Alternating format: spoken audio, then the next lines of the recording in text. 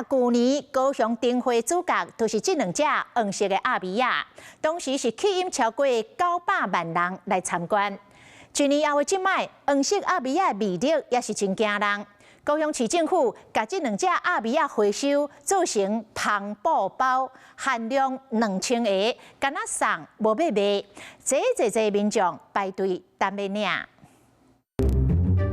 爱河湾少年赛重量级的主角带来真济人潮，嘛促进在地经济。尤其是去年高雄灯会主角黄色的阿米亚，吸引超过900万人次。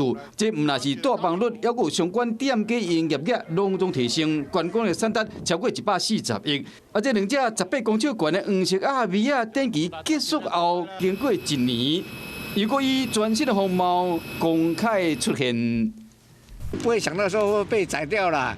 因为这个黄色的，让大家能够这个印象比较深刻。这样环保再利用，让小巴的那个花纹啊，有蓝色、白色的地方，这样比较有特色。吉卡他眼睛啊，因为是黑色的。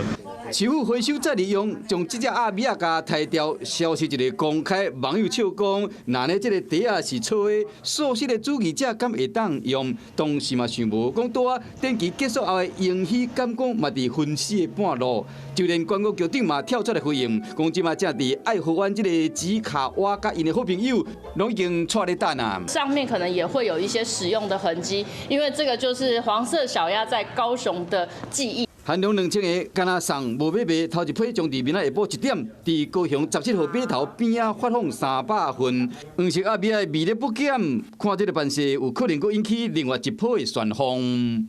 Hello， 我是蒋欣梅，想要抢先掌握最及时的新闻资讯吗？赶快订阅、按赞、开启小铃铛，锁定华视新闻 YouTube 频道。